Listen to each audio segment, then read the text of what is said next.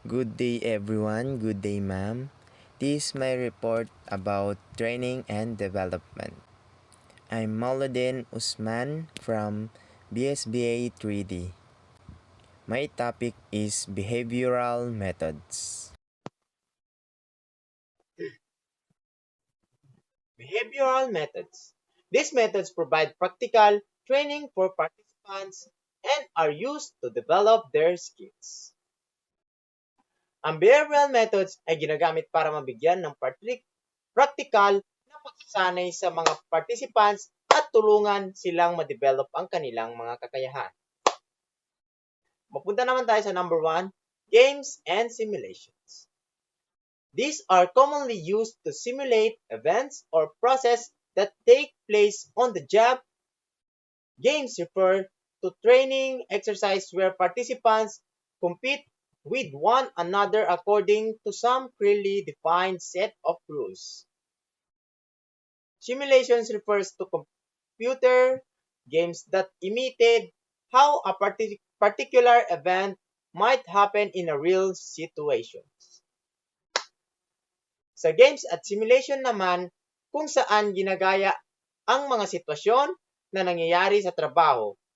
Ang mga games ay mga laro kung saan nakokompetensya ang mga kalahok gamit ang mga nakaset na mga patakaran, habang ang simulations ay parang computer games na ginagaya ang mga tunay na sitwasyon. Kasama sa mga halimbawa nito ang business games, case studies, at equipment simulators. Mapunta naman tayo sa number 2, management development programs. The manager's role in the workplace has become more crucial in today's competitive environment. Companies are presently tasked with providing management development programs to enhance managers' knowledge, skills, and attitude. KSA. Some management development techniques are as follows. Ang example nito is, ang management development programs ay mahalaga sa pag-develop ng kaalaman, kasanayan, at attitude ng mga managers. Ilan sa mga pamamaraan na ginagamit dito ay ang behavior modeling, in-basket technique, at role-playing. Sa patuloy na lumalaking kompetensyon sa mga negosyo, kinakailangan na maging handa ang mga manager sa mas mabibigat na tungkulin, kaya mahalaga ang mga ganitong training program. Goal setting, team building, total quality management o TOM, executive coaching, executive mentoring, and job rotation.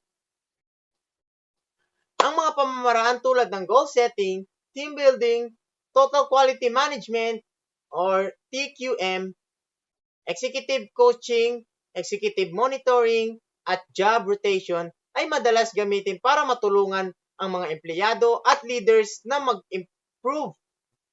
Sa goal setting, nagtatakda ng malinaw na mga layunin para sa mga empleyado, habang ang team building ay nagpapalakas ng samahan ng team. Ang TQM naman ay isang sistema para mabuti ang kalidad ng trabaho at serbisyo ng buong kumpanya. Ang executive coaching ay isang personalidad na training para sa mga leaders, at executive monitoring ay paggabay mula sa may karanasan na leaders. Ang job rotation ay ang pag-ikot ng mga empleyado sa iba't ibang trabaho para mas dumami ang kanilang kaalaman. Papunta naman tayo sa number 3, on-the-job training or OTJ, OGT. On-the-job training or OGT is widely used in small organizations.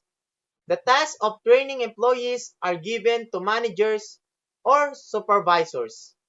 On-the-job training is frequently undertaken in the workplace, hence it is done in real situation. There is no work interruption. However, if training is not planned, there is no formal procedure or content.